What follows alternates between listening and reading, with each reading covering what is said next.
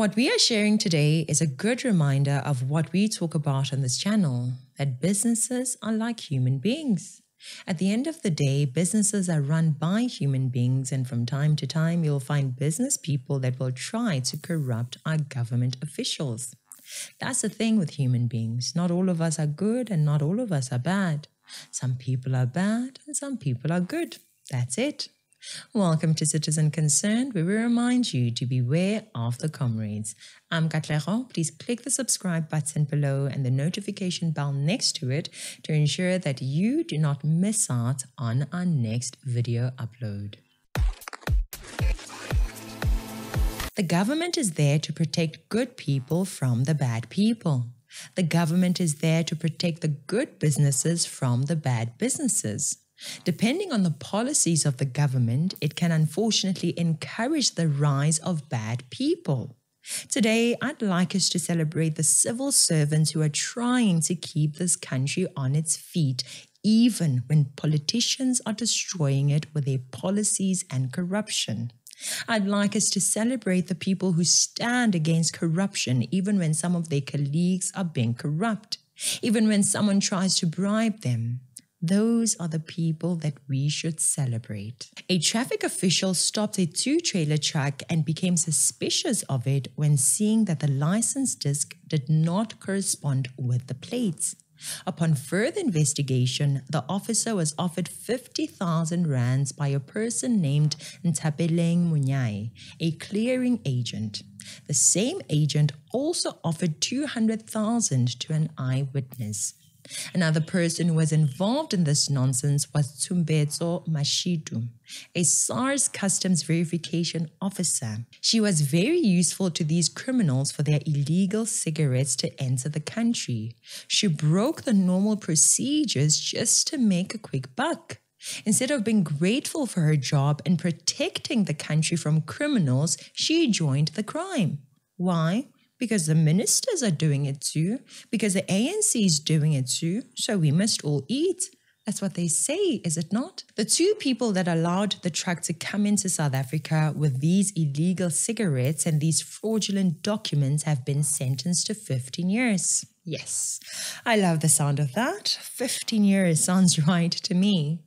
But what irritates me is the fact that it took so long for the judgment to be passed. These officials were not arrested 3 months ago. They were not arrested 6 months ago, not last year or the year before that. These people were arrested more than 7 years ago. The year was 2016, and yet they're only getting sentenced for some of their crimes now in 2024. Why? This is similar to the issue with the Senzo Mayua case. How is it possible that we have a case of a murder that occurred 10 years ago still unresolved? Years of going to the courts for the suspects. That is the problem with this government. We need our institutions to be on the ball. The government is causing most of the problems we have in this country, and the issue with illegal imports of cigarettes is an example of this. If people want to smoke, where do you as the government fit in? I don't like cigarettes. I actually hate them, but some people like them. But here is where we have a problem. The smuggling of cigarettes is not very normal. This is happening because cigarettes in South Africa are too expensive. I know some of you are thinking, oh, that's got to be because the capitalists are raising the prices too much. No. The cigarettes are too expensive in South Africa because the government has increased the tax that should be paid on all legally traded cigarettes. The government needs to mind its own business when it comes to business. What I mean is that they should not involve themselves in the lives of individuals and businesses too much. The game, he says, has always been to avoid the VAT and high sin tax on cigarettes. If a pack of 20 costs 2 rand to make, the tax comes to roughly 17 rand. But if a cigarette is exported, the manufacturer doesn't pay tax or can claim it back. Basically, the ANC government says they want to lower the habit of smoking within the country. How do they want to do that? By taxing cigarettes too much. What kind of logic is that? They believe that if you tax people, they will just stop smoking. Clearly, they have no idea what they're talking about because research has shown that increasing the tax on cigarettes does not result in a reduction of smoking among the general population. Die-hard smokers are so desperate for a drag, they'll pay almost anything. Right, I'm counting out my cash for the week for the cigarettes. It's over 2,000 Rand a carton now, which would normally cost me about 300 Rand. This delivery comes disguised as a present. Anyway, what happened? They increased the tax on cigarettes and more than 50% of the money paid by smokers is going to SARS. So they have caused the cost of buying cigarettes on the legal market to increase. But we have people who smuggle cigarettes into South Africa. Zimbabwe and South Africa security officials have intensified their anti-smuggling efforts in the last few weeks as the smuggling of cigarettes between the two nations continues. On Wednesday, South African police intercepted a contraband of cigarettes worth 150,000 Rand in Musina town. Criminals moving Zimbabwean tobacco products to South Africa via illegal crossing points are reportedly doing so to evade customs levies. Some syndicates are also greasing the hands of border officials to pass through the official port of entry without paying duty.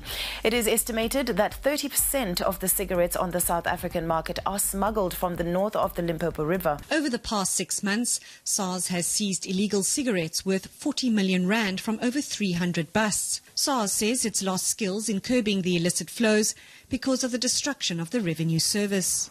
You can try as much as you like to catch 40 million sticks of cigarette. You can catch 10 billion sticks of cigarettes.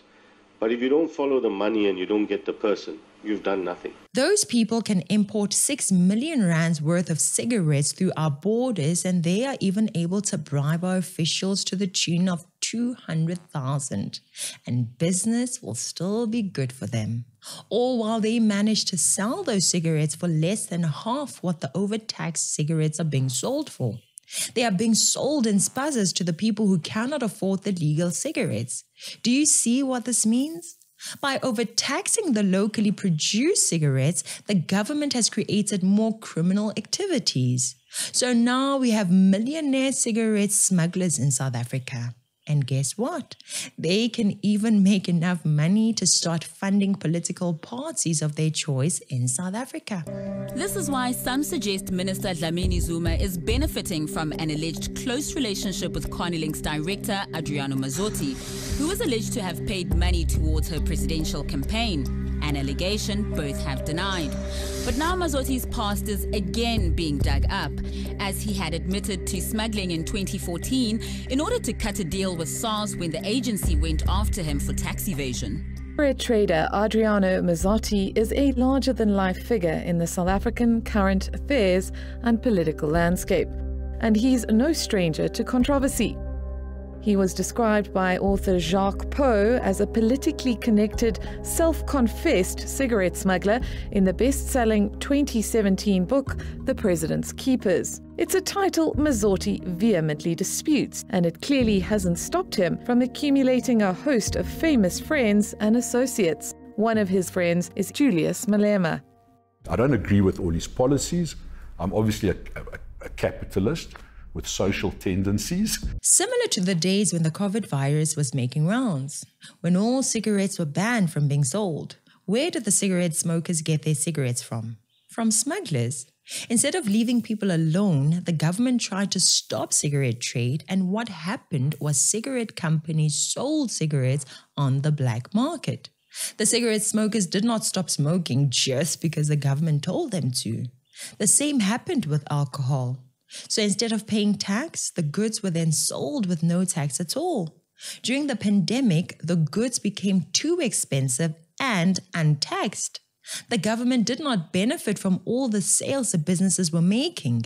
We know that about between 25 and 40 billion Rand, some analysts say even higher, is lost every year as a result of the illicit trade. It's rampant, it's continuing every day. We know that SARS had a rule some years ago that it is compulsory for every manufacturer warehouse to install closed-circuit television cameras. Only two of the major manufacturers, multinational British American Tobacco and the controversial Go Leaf Tobacco Corporation installed these cameras. Some of them are closest to your favorite politicians. Marking the 10-year existence of the Economic Freedom Fighters, EFF leader Julius Malema reflected on how the party was able to contest elections. Seated here, it's a man called Adriano Mazzotti, and more said, I'll ask them to stand up, because these are the two and part of their partners who have given us money on the day we were launching the EFF. When the IEC asked us to pay for money, me and Floyd had nothing. We looked at each other in the eyes and said, what is going to happen? At that time, they asked for 650,000, and we had no means, none whatsoever. Later to be told through a telephone call, Mazzotti has got a very unique voice. Brother, the money is paid. Then we knew that we were good to go. That is how the EFF was allowed to contest the first election in 2014. Look at this.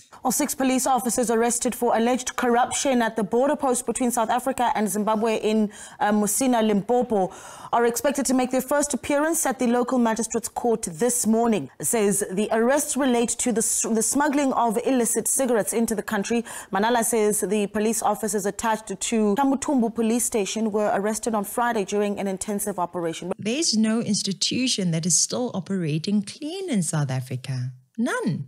From nurses, police, soldiers, immigration, it doesn't matter. Our country is busy rotting, and the culprit is the ANC. They are not attending to their duties and using their time in government to encourage patriotism. None of these people engaging in these illegal activities have a love for the country. They don't even realize that if they smuggle these goods, they affect the amount of tax that can be collected by the government. They don't realize that they are killing local industries, ultimately killing their own country and their children's future in this country. Thank God we have people who do their jobs well. Thank God we have the officials who refuse to be bribed. Thank God for the efforts of the officials that are acting against these smugglers. Thank God for the patriotic citizens and public servants of South Africa. Please keep doing your work. Protect South Africa from the evil that has been created by the ANC. Thank you to all the officials that refuse to take bribes regardless of their life circumstances. You are protecting our communities and we appreciate you. South Africa, you can clearly see that the ANC is overtaxing everything. Look at the tax on fuel. I mean, how do you expect us to have better lives when these people keep on raising taxes on things? All this does in South Africa is increase illegal activities within this country. Have you noticed that there has been an increase in the illicit diesel trade in South Africa? Why? Because of how the government has made fuel expensive over the years. Just this year, the Department of Mineral Resources and Energy announced that 70 out of the 1,000 samples taken from service stations had been watered down, basically diluted. These are the repercussions of the country built by the ANC. The more taxes that the government places on our goods, the more expensive the goods become. That increases the cost of living for you and I, because it also means that when you want to book an Uber or catch a taxi, the cost is higher. Transporting agricultural produce is more expensive, hence tomatoes and bread is more expensive. And then you start demanding increases from your employer and doing, and then the government and the union say the capitalists should give you more money because they are exploiting you. So they are forced to give you an increase, but then turn around and increase the cost of their products, which also increases the cost of goods and services that you have to pay for. But do you see the original culprit in all of this? It's the government. They simply raise taxes, and it also creates a long negative ripple effect in the lives of us as citizens. On fuel in South Africa, more than a quarter of the price you pay for a litre is going to SARS. The government is taking close to 1/3 of the money you pay for the fuel, all for doing nothing. They did nothing in producing, transporting, or getting that fuel in your tank, and yet they take such a huge stake. But then we get surprised that the fuel is getting watered down. We will complain when we see fuel being smuggled into South Africa and being sold on the black market. The black market fuel industry is a multi-million rand criminal enterprise. Over the years, illegal operations have evolved from low-level diesel skimming to robberies at petrol depots. In an energy-hungry country, it's a huge market which is open to ruthless operators that are willing to break the rules, cut corners, and look the other way, all in the name of profit. The illicit fuel trade happens on 3 levels, from the straight-up theft of millions of litres to stretching profit margins by mixing up blends of diesel, and a cross-border tax fraud operation that's never been captured on camera until now. The point is, thank you to all of you who are fighting against the evils of the smuggling, the corruption, and bribery. Keep up the good fight to save our country. The second point is, we need the ANC gone, guys. We can't have the ANC destroying our country like this any further. They have failed our country, and enough is enough. The third point is, thank you for watching. I'm Katlego. This is Citizen Concerned, and until next time, beware of the comrades.